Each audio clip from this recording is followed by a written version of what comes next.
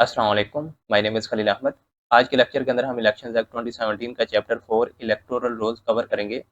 Electoral rolls mean voter lists. ये election commission of Pakistan की responsibility है। Section 23 preparation and computerization of electoral rolls. The commission shall prepare electoral rolls for election to the national assembly, provincial assembly and local government. Pakistan के अंदर जितने भी elections होते हैं, उनकी कॉन्स्टिट्यूएंसीज के इलेक्टोरल एरियाज़ के जो इलेक्टोरल रोल्स होते हैं, जो वोटिंग लिस्ट होती है, वो कमीशन खुद तैयार करता है। It shall revise these rolls periodically, periodically mean annually, as per the prescribed procedure, जो कि रूल्स के अंदर मैनर्स जो तरीकाकार गिवन है उसके अकॉर्डिंग इनको तैयार किया जाता है। Subsection 2 the commission shall arrange for computerization of electoral rolls in a manner it determines. Mean कि इनको डिजिटली भी तैयार किया जाएगा। ये ऑनलाइन भी अवेलेबल होते हैं जो कि इलेक्शन कमीशन की वेबसाइट पे अपलोडेड होते हैं। Any print out from the computerized database maintained by the commission shall be considered an official electoral roll published under this act। क्योंकि ये कमीशन खुद जो है अपनी वेबसाइट पे पब्लिश करता है, तो इनकी सारी वेरिफिकेशन के बाद पब्लिश किया जाता है, तो इस वजह से ये ऑफिशियल इलेक्टोरल रोल्स ही होता है। Section 24 Appointment of Registration Officers। The Commission shall appoint a registration officer for each electoral area or group of areas। Commission her electoral area के लिए या फिर कंबाइंड ग्रुप ऑफ एरियाज के लिए registration officer appoint करता है, जो कि इलेक्टोरल रोल्स को तैयार करता है, मीन की जो वोटिंग लिस्ट होती है उनको प्रिपेयर करता है। They are responsible for preparing, revising, correcting and amending electoral rolls. The commission may also appoint assistant registration officer. Registration officer की हेल्प के लिए एक असिस्टेंट रजिस्ट्रेशन ऑफिसर भी अपॉइंट किया जा सकता है, जो कि इसके मातहत होता है। लेकिन कमीशन अगर इसको चाहे तो रजिस्ट्रेशन ऑफिसर की पावर भी दे सकता है। फिर अगेन जो है सेम वही वाली पावर जो रजिस्ट्रेशन ऑफिसर की होती है, मीन के इलेक्टोरल रोल्स को प्रिपेयर कर सकता है, रिवाइज, करेक्ट एंड अमेंड। यहाँ पे देखें, an assistant registration officer can perform the duties of registration officer under their control. लेकिन उससे पहले जो है कमीशन उसको इजाज़त देगा, मीन की वो वाली जो रजिस्ट्रेशन ऑफिसर की पावर है वो उनको जो है वो डेलीगेट करेगा। A registration officer may require any official to assist in carrying out their duties. इसके अलावा रजिस्ट्रेशन ऑफिसर को मजीद कोई ऑफिशियल की ज़रूरत हो तो वो कमीशन के ज़रिए उनकी हेल्प भी दी जा सकती है। Section 25 national database and registration authority to transmit data. अब आपको पता है कि इलेक्टोरल रोल्स के लिए बहुत ज़रूरी है कि वो पाकिस्तान का शहरी होना चाहिए, उसकी एज जो है 18 साल होनी चाहिए। तो ये कहाँ से पता चलता है? ये सारी मालूमात अनादरा ही प्रोवाइड करता है, मीन कि अनादरा जो है वो इस चीज़ का पाबंद होता है कि वो कमीशन को ये सारी मालूमात जो है शहरी होने की, मतलब वो जो पाकिस्तान का सिटीज़न है उसका जब भी आईडी कार्ड बन जाता है तो वो कमीशन को सारी मालूमात देता है। यहाँ पे देखें, the national database and registration authority shell transmit data of all new national ID cards to the Commission. This is for registering card holders as voter in the electoral areas of their permanent or temporary address as chosen in the NSC application। इसमें एक तो हमें ये पता चला कि वो पाकिस्तान का शहरी है, ज़ाहिर है उसका आईडी कार्ड बन चुका है। इसके अलावा उसके ऊपर जो है वो एड्रेसेस लिखे होते हैं। कुछ के तो सिर्फ परमानेंट एड्रेसेस होते हैं, कुछ के साथ फिर टेम्परेरी एड्रेसेस भी होते हैं, जो कि ज़्यादा से सिविल सर्वेंट होते हैं, ज़ाहिर है उनकी ड्यूटीज़ एक ही जगह पे नहीं होती। तो इसमें ये इजाज़त होती है कि आप चाहे तो अपने परमानेंट एड्रेस पे अपना जो है वोट रजिस्टर करवाएँ या फिर टेम्परेरी पे। तो इस वजह से ये बहुत ज़रूरी है कि वो नादरा जो है उनको ये सारी मालूमात प्रोवाइड करे। नादरा शैल also send information about cancelled और मॉडिफाइड एनआईसीज़, डिजीज़्ड वोटर जो फ़ौत हो चुके हैं, वो भी सारी जो मालूमात है वो एनआईसी सॉरी जो नादरा है वो प्रोवाइड करेगा। Other details required by the commission for electoral rolls. Subsection 3 the Commission will forward this data to the concerned registration officer who will enroll new voters, make corrections in the electoral roll as per prescribed procedure। ये जो नात्रा है directly commission को ये सारी मालूमात provide करता है, फिर कमीशन ये मालूमात आगे जो है फिर जितने भी रजिस्ट्रेशन ऑफिसर होते हैं हर इलेक्टोरल एरिया के अंदर जो अपॉइंटेड होते हैं उनको ये मालूमात पहुँचाई जाती हैं। तो उस हवाले से फिर इलेक्टोरल रोल्स को वो अमेंड करते हैं कि जितने न्यू वोटर्स हैं वो ऐड करते हैं। इसके अलावा जो जिनकी डेथ हो चुकी है या ऐसा हो सकता है ना जिनके कोई वायलेशन होती है या अनसाउंड हो जाता है इंसान, तो हम आगे चल के देखेंगे अनसाउंड जो माइंडेड लोग होते हैं वो भी वोट नहीं डाल सकते, तो उनको फिर वहाँ से रिमूव कर दिया जाता है। Explanation: A fresh NIC includes any card not previously included in the electoral rolls database for any reason. इसमें हम आगे चल के देखेंगे वो मालूमात भी मौजूद हैं कि लेट्स सपोज कि ऐसा होता है ना कि रिस्ट्रिक्शन होती है जैसे ही इलेक्टोरल प्रोग्राम स्टार्ट हो जाता है ना, तो उसके बाद 30 डेज़ होते हैं इलेक्शन से पहले, उससे पहले फिर वो इलेक्टोरल रोल्स के अंदर एनरोलमेंट नहीं की जाती है। तो हो सकता है उससे पहले आईडी कार्ड बन चुका हो, तो वो फ्रेश नहीं है, लेकिन इस सेंस में वो फ्रेश होगा क्योंकि उसका पहले इलेक्टोरल रोल्स के अंदर नेम मौजूद नहीं था। Subsection 4. Despite what is written in Section 28 of the Nadra Ordinance 2000, any authority where people submit voter registration application must give information if the registration officer asks. इसके अलावा हमने यहाँ पे देखा सेक्शन 28 के अंदर जो नादरा सारी मालूमात देता है, इसके अलावा कोई जो लोग हैं, कोई और अथॉरिटी है जहाँ पे वो वोटर रजिस्ट्रेशन एप्लीकेशन जो है जमा होती हैं, तो उनसे भी रजिस्ट्रेशन ऑफिसर जो है वो सारी मालूमात लेगा क्योंकि उन्हीं की मालूमात पे तो वो इलेक्टोरल रोल्स को तैयार किया जाना है, तो वो मालूमात देने के पाबंद होंगे।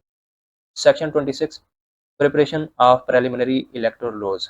फाइनल जो इलेक्टोरल रोल्स है उससे पहले एक प्रोविजनल इलेक्टोरल रोल्स तैयार किया जाता है, मीन के इनिशियल उसमें गुंजाइश होती है कि उसको अमेंड किया जा सकता है, रिवाइज किया जा सकता है। उसको पब्लिश किया जाता है ताकि जो सिटीजन है उनको पता चल जा सके कि हमारा नाम नाम इसमें मौजूद है कि नहीं है। अगर नहीं है या इनकरेक्ट है, कोई भी एरर है, तो वो बाद में अमेंड किया जा सकता है। Under the supervision of the Commission, the registration officer shall prepare electoral rolls including the name of every eligible voter in the electoral area. A person can be enrolled as a voter if they are, ये important है। वैसे basic है, सबको ही पता है, are a citizen of Pakistan 18 years or older, possesses a national ID card issued by NADRA before the last date for claims or corrections of electoral rolls. Electoral rolls की एक deadline होगी, mean कि उनको amend करने की एक deadline होती है, उससे पहले जो है उसका नेशनल आईडी कार्ड मौजूद होना चाहिए। अगर उसके बाद बनता है, क्योंकि वो उसकी पब्लिकेशन तब हो चुकी होती है, तो फिर उसको ऐड नहीं किया जाता। Are not declared of unsound mind, mean कि वो उसका जो माइंड है वो ठीक होना चाहिए, वो कॉन्शियस होना चाहिए, उसको समझ बूझ होनी चाहिए। Are resident in the electoral area, जहाँ पे वो वोट करना चाहता है वहाँ पे इलेक्टोरल एरिया के अंदर वो जो है रेजिडेंट भी होना चाहिए, आइदर परमानेंटली और टेम्पररी। ऐसा नहीं है कि आप किसी भी सिटी में जाके जो है वोट कर दें, कि उसमें तो ना तो आप वहाँ पे परमानेंट रेजिडेंट है या ना ही टेम्परेरी तौर पे रेजिडेंट है, तो वहाँ पे फिर आप वोट नहीं कर सकते, आप वहाँ के रेजिडेंट होने चाहिए। Explanation: CNSC is valid for voter registration or voting even if its validity period has expired. ये आपको पता है कि 10 साल के लिए बनता है ना आईडी कार्ड, उसके अलावा उसके बाद अगर वो एक्सपायर हो गया और वो आपका आईडी कार्ड अभी नहीं बना, तो भी आप वोट कर सकते हैं, आप एलिजिबल होते हैं। Section 27 Place of residence. Generally, a person is deemed resident in an electoral area if their temporary or permanent address on the NSC lies in that area. Mean कि या तो वो टेम्पररी होगा या परमानेंट होगा, तो आप वहाँ पे ऐसे समझे जाएंगे कि आप वहाँ पे रहते हैं। A person in government service may apply to register in the area of their temporary residence. जो गवर्नमेंट सर्वेंट रहते हैं, जैसे मैंने बताया कि उनका कहीं भी परमानेंट जो है वो रेजिडेंस नहीं होती, उनकी ड्यूटी जो है वो चेंज होती रहती है, तो उस हिसाब से वो अपनी जो टेम्पररी रेजिडेंस है वहाँ पे अपना वोट रजिस्टर करवा सकते हैं। The spouse and children, spouse कहते हैं ज़ौजैन को, वो चाहे मर्द हो या बीवी। And children of such a person may also apply to register in the same area. जो जहाँ पे जो दूसरा स्पाउस जो है वहाँ पे उसकी जॉब है, तो बाकी जो है वहाँ पे अपना वोट रजिस्टर करवा सकते हैं। Registration of a voter at an address different from NSE remain valid until the voter applies for transfer or update the NSE. Mean के अगर उसके NSE पे पहले कोई और एड्रेस है, वो वही रहेगा जब तक वो जो है उसके लिए अप्लाई नहीं करता, मीन कि उस ये नहीं कह देता कि मेरा जो नया एड्रेस है वहाँ पे उसको शिफ्ट किया जाए, या उस जब तक उसका आईडी कार्ड जो है वो अपडेट नहीं हो जाता, जो उसका प्रीवियस एड्रेस होता है वही वैलिड समझा जाता है, वही चलेगा। Note: this subsection was valid only until 31 दिसंबर 2018। इसमें अमेंडमेंट होने वाली है, इसको अमेंड नहीं किया गया। देखें ये जो है इनवैलिड है, लेकिन स्टिल भी यहाँ पे सेक्शन इस एक्ट के अंदर मौजूद है। Section 28 preliminary publication. Preliminary publication mean वही वाला जो इलेक्टोरल रोल्स जो प्रिलिमिनरी तौर पे तैयार किया गया था, मीन के प्रोविजनली तैयार किया गया था, अभी फाइनल नहीं हुआ, उसकी पब्लिकेशन होगी। The preliminary electoral rolls prepared under Section 26 must be published and displayed by the registration officer. A notice inviting claims, objections or applications for corrections must also be published. उसके ऊपर मतलब वो सारा कुछ पब्लिक होगा कि आप कब जो है क्लेम्स, ऑब्जेक्शन या एप्लीकेशन जो है वो सबमिट करवा सकते हैं। तो इसकी डिटेल यहाँ पे देखें। These rules and notices must remain displayed for at least 30 days in a manner prescribed by law. Mean कि जब वो पब्लिश किए जाएंगे उसके 30 डेज के अंदर तक भी उनको पब्लिश ही रखा जाएगा, उसको उतारा नहीं जाएगा। Section 29 appointment of revising authorities. हमने इसी चैप्टर के कुछ सेक्शंस के अंदर रजिस्ट्रेशन ऑफिसर के अपॉइंटमेंट और उनकी ड्यूटीज़ को देखा है। अभी यहाँ पे हम रिवाइजिंग अथॉरिटीज़ के अपॉइंटमेंट और आगे कुछ सेक्शंस के अंदर इनकी ड्यूटीज़ को देखेंगे। इसको भी कमीशन ही अपॉइंट करता है। The commission shall appoint a revising authority for any electoral area और ग्रुप ऑफ एरियाज। सेम इसी तरह जैसे कमीशन जो है किसी एक इलेक्टोरल एरिया या कंबाइंड ग्रुप ऑफ एरियाज के अंदर रजिस्ट्रेशन ऑफिसर को अपॉइंट करता है, सेम इसी तरह कमीशन जो है किसी एक इलेक्टोरल एरिया या ग्रुप ऑफ एरियाज के अंदर रिवाइजिंग अथॉरिटी को अपॉइंट करेगा। इसका काम क्या है?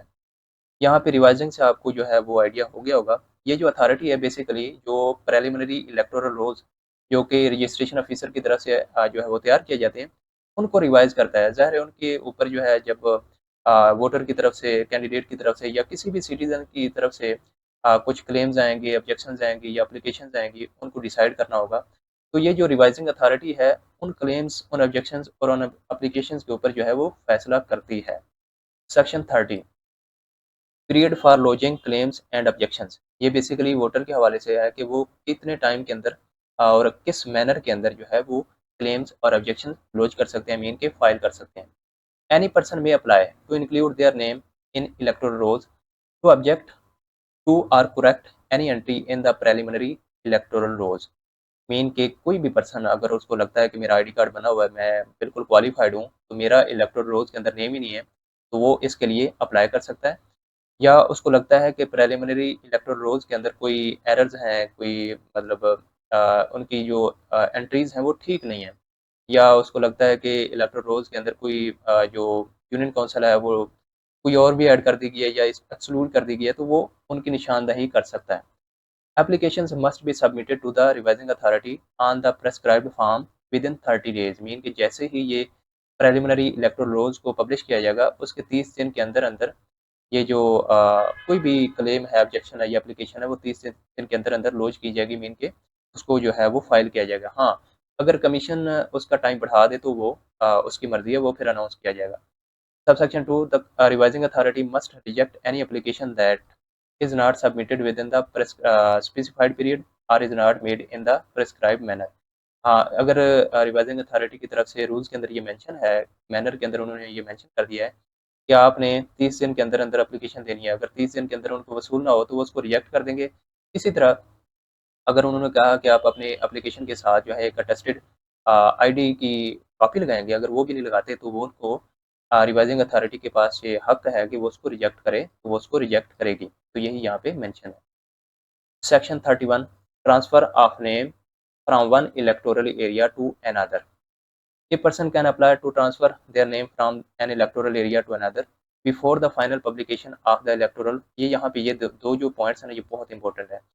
Before the publication of the electoral laws जो कि सेक्शन 35 के अंदर आएगा, applications go to the revising authority. Mean कि अभी जो इलेक्टोरल लॉज हैं उनकी फाइनल पब्लिकेशन नहीं हुई, तब अगर कोई कैंडिडेट सॉरी जो वोटर है या पर्सन है वो कहता है कि मेरा जो नेम है वो सही नहीं है या किसी हवाले से वो एप्लीकेशन देना चाहता है, तो एप्लीकेशन किसके पास जाएगी? रिवाइजिंग अथॉरिटी के पास।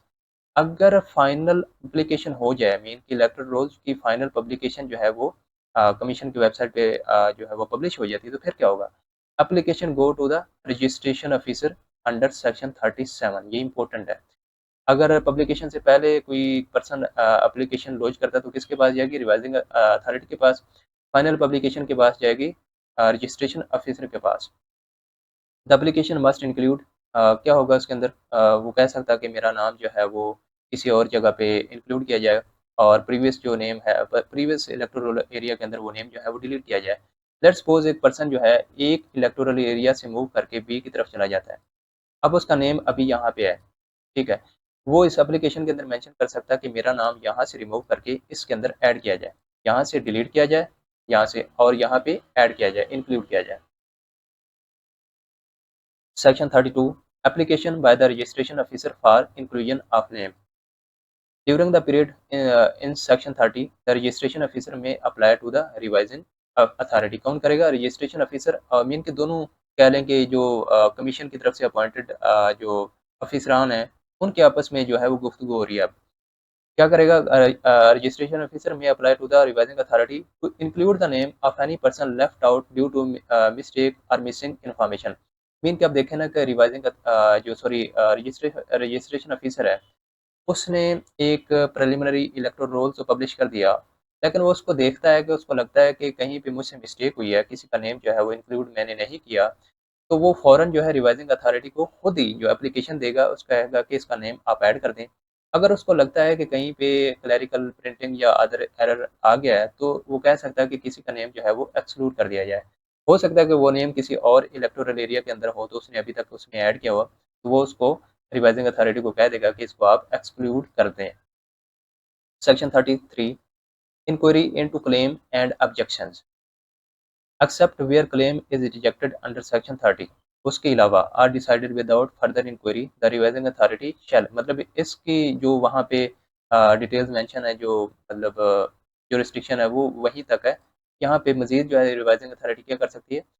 Hold a summary inquiry. Summary का मतलब होता है क्विक समरी, मतलब जिसका फैसला जो है जल्दी कर दिया जाए। Into each claim objection or correction application give notice to the concern parties before making a decision. जितनी भी पार्टीज हैं, हो सकता है कि एक कैंडिडेट का एक वोटर का कुछ और कोई ऐसा कुछ लोग हों जिन्होंने गलत तरीके से जो है अपने आईडी कार्ड वगैरह के ज़रिए अपना जो नेम है वहाँ पे ऐड किया हुआ हो सकता है ना कि ऐसे काफ़ी ज़्यादा हम देखते हैं केसेस में कि वो लोग फौत हो चुके होते हैं लेकिन उनके आईडी कार्ड को यूज़ किया जा रहा होता है।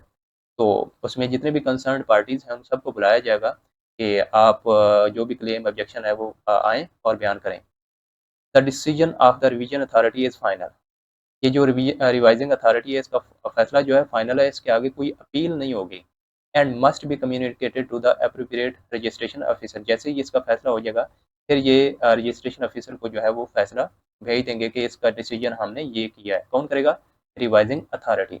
इसमें ये देखें, ये जो रजिस्ट्रेशन ऑफिसर है इसके पास पावर ज़्यादा है, जो रिवाइजिंग अथॉरिटी है इसके पास पावर कम है। लेकिन इसमें क्योंकि पर्सन मेरे ख्याल ज़्यादा होंगे जो कि उसको रिवाइज कर रहे होते हैं, तो इसका फैसला जो है फिर रजिस्ट्रेशन ऑफिसर को भेज दिया जाता है। Section 34 correction of electoral rolls the registration officer shall correct the electoral rolls according to the decision of the revising authority. से वही वाली बात है, जो भी उसके अंदर नेम को इंक्लूड करना है एक्सक्लूड करना है वो उसके अंदर कौन करेगा? रजिस्ट्रेशन ऑफिसर करेगा। सेक्शन 35 इसमें यह है कि जैसे ही वो सारा कुछ हो जाएगा, मीन के प्रिलिमिनरी इलेक्टोरल रोल्स के अंदर रिवीजन अपडेटिंग सारी कुछ हो जाएगी, फिर उसकी फाइनल जो है पब्लिकेशन हो जाएगी। publication must be in the prescribed manner and form. Section 36 periodical revision of electoral laws. periodical mean के annually जो है उसकी revision होगी। कौन करेगा? The registration officer shall periodically revise an electoral rolls as directed by the commission। कि क्या उसके अंदर क्या होगा? सेम बातें हैं, मतलब इसमें कोई भी ऐसी डिफ़िकल्टी नहीं है।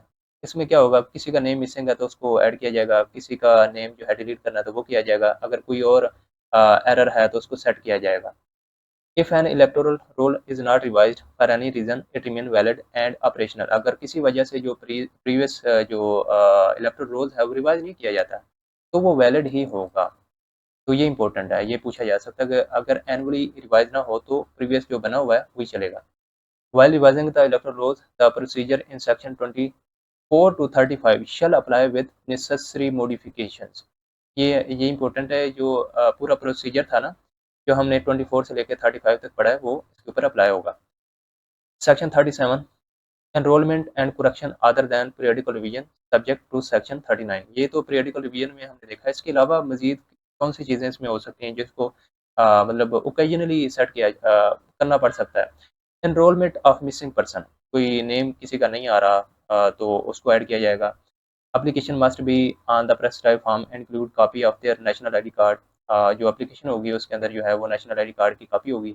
If the registration officer is certified that the applicant is entitled after notice or inquiry the name will be inserted in the electoral roll database and entered in the master copy, दोनों में electoral rolls के database के अंदर भी और master copy के अंदर भी उसको ऐड किया जाएगा। Correction of entries, entry relates to applicant, mean कि ऐसा पर्सन जिसने एप्लीकेशन दी है उसी एप्लीकेंट ही की इलेक्टोरल रोल्स की एंट्रीज के अंदर कोई मिस्टेक है, मीन कि इलेक्टोरल रोल्स के अंदर उसका नेम जो है वो गलत लिखा हुआ हो, स्पेलिंग में मिस्टेक हो, या उसकी एज ठीक से ना लिखी हो, या एड्रेस में कोई इरोनियस या डिफेक्शन हो, तो फिर क्या होगा, registration officer will correct it in both the roll and database, उसको इलेक्टोरल रोल्स डाटाबेस में भी सेट करेगा और मास्टर कॉपी के अंदर भी उसकी करेक्शन की जाएगी।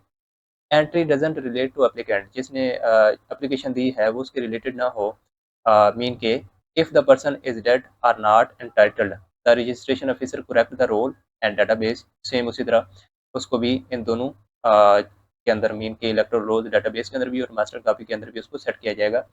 Person opts for another electoral area in same district, ये इंपॉर्टेंट है, सेम डिस्ट्रिक्ट के अंदर जो है रजिस्ट्रेशन ऑफिसर की खुद अथॉरिटी होती है, उसकी जुरिस्डिक्शन होती है कि वो उसके अंदर मेन के एक इलेक्टोरल एरिया से दूसरे इलेक्टोरल एरिया के अंदर उसका नेम जो है वो शिफ्ट कर सकता है उसी डिस्ट्रिक्ट का जो रजिस्ट्रेशन ऑफिसर होता है।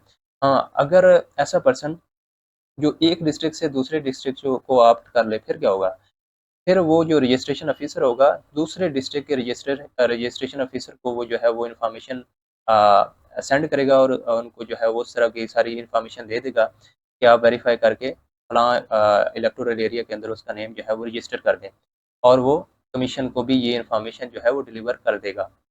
लेट्स सपोज एक जो पर्सन है वो एक ही इलेक्टोरल एरिया के अंदर रह रहा है और उस सॉरी एक ही डिस्ट्रिक्ट के अंदर है, उसमें एक जगह से दूसरी जगह वो शिफ्ट करना चाहता है, तो इसके अंदर तो वो जो रजिस्ट्रेशन ऑफिसर है वो कर सकता है। हाँ, ऐसा है कि वो जो पर्सन है वो दूसरे डिस्ट्रिक्ट के अंदर जो है किसी इलेक्टोरल रोल के अंदर अपना वोट जो है रजिस्टर करवाना चाहता है बी के अंदर, तो इसके अंदर उस रजिस्ट्रेशन ऑफिसर की अथॉरिटी नहीं है, वो इन्फॉर्मेशन जो है दूसरे रजिस्ट्रेशन ऑफिसर के पास भेजेगा, ये जो रजिस्ट्रेशन ऑफिसर है इसको भेजेगा, वो उसके अंदर फिर उसकी एंट्री करेगा।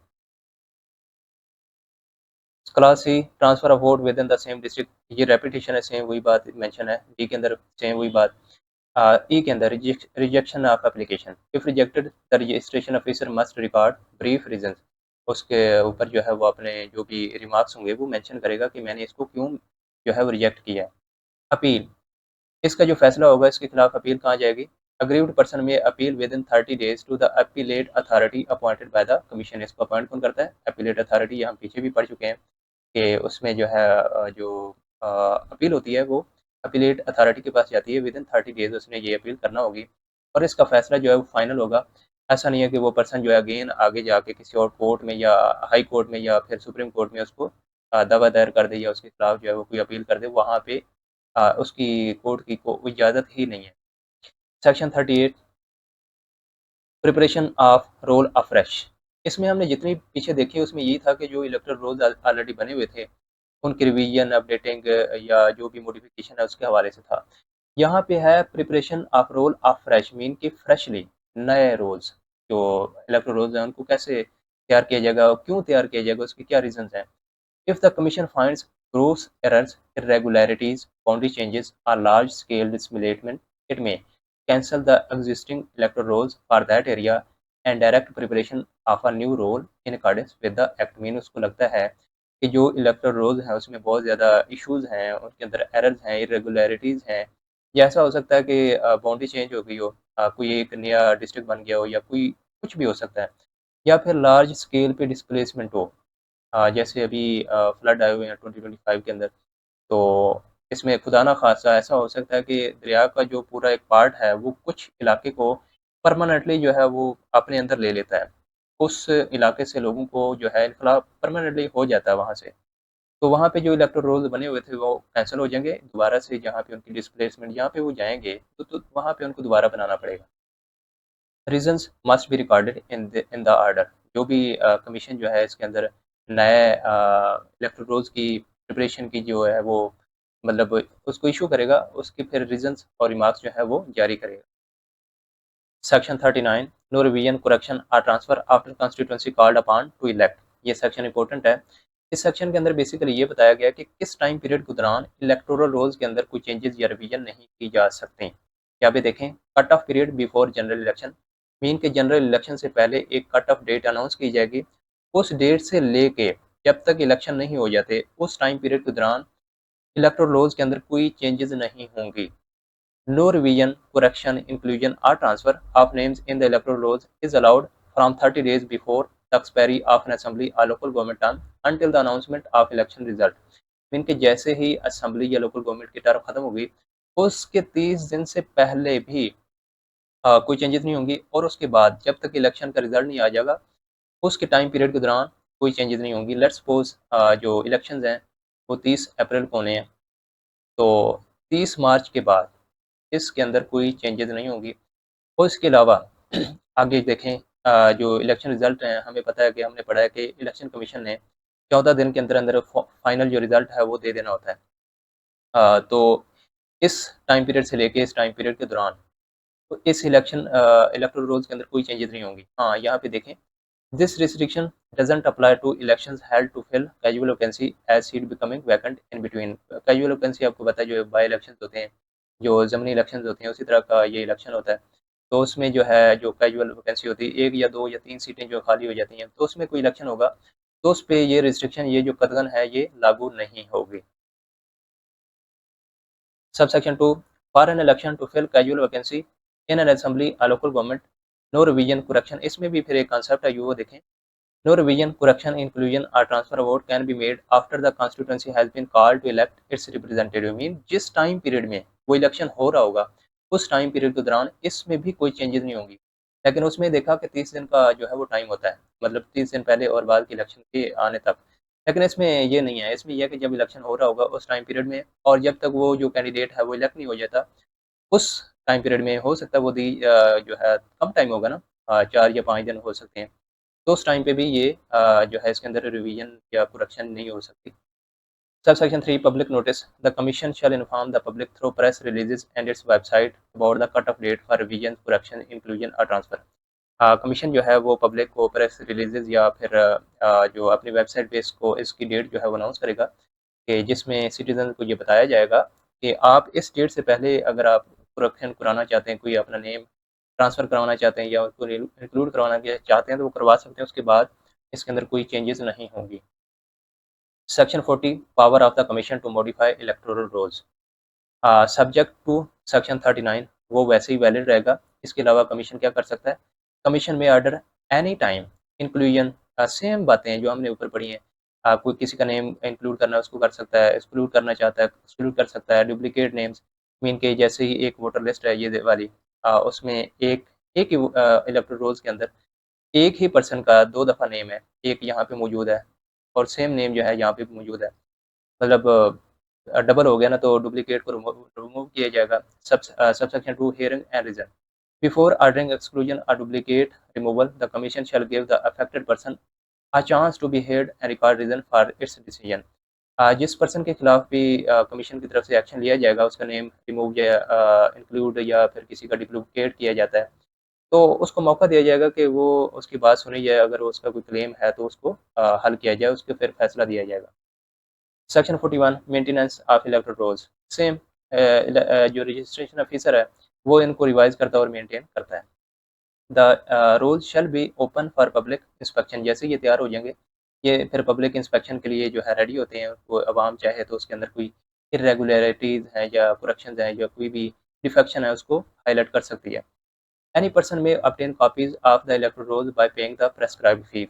रूल्स के अंदर जो है वो फ़ी मेंशन होगी, उसके अकॉर्डिंग वो जो कोई कॉपी लेना चाहता है, लेट्स से उसकी फ़ी 50 है 100 है, वो दे के फिर उसकी कॉपी ले सकता है।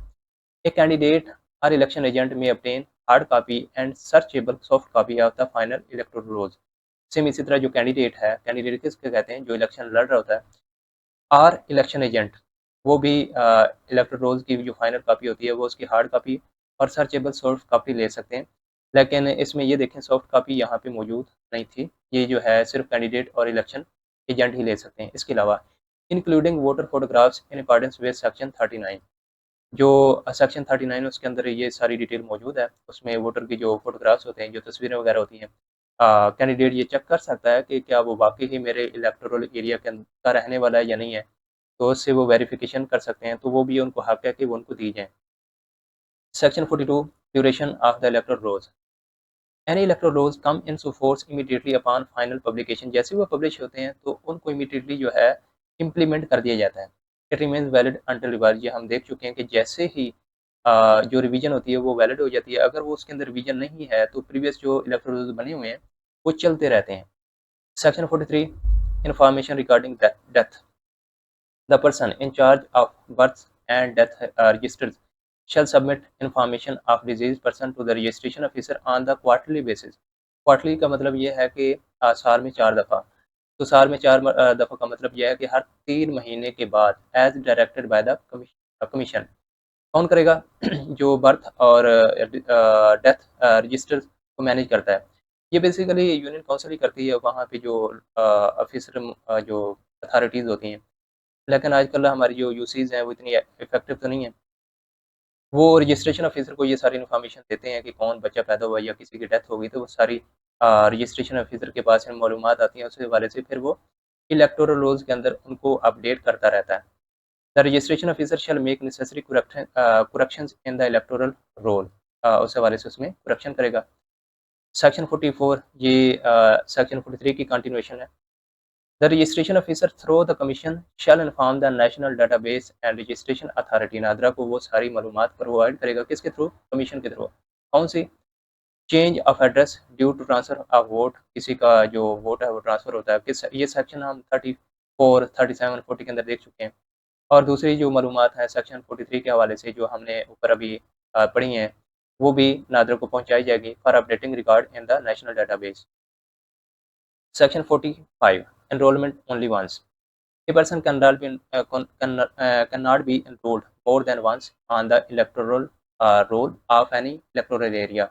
ये मैं आपको बता चुका ना कि एक इलेक्टोरल एरिया है, उसका एक इलेक्टोरल रोल होता है, उसमें उसका नेम 2 दफ़ा नहीं आ सकता। लेट्स से यहाँ पे भी मौजूद है, नीचे थोड़ा यहाँ पे मौजूद है, ये नहीं होगा, डुप्लीकेशन नहीं होगी। इसी तरह अगर एक पर्सन जो है 2 इलेक्टोरल एरियाज़ के 2 इलेक्टोरल रोल्स के अंदर उसका नेम है तो भी ये अलाउ नहीं है, वो एक में ही अपना नेम जो है रजिस्टर करवा सकता है। लेट्स सपोज एक इलेक्टोरल एरिया ये है और एक इलेक्टोरल एरिया ये है, और यहाँ पे ये जो है वोटर लिस्ट है, मीन की इलेक्टोरल रोल है।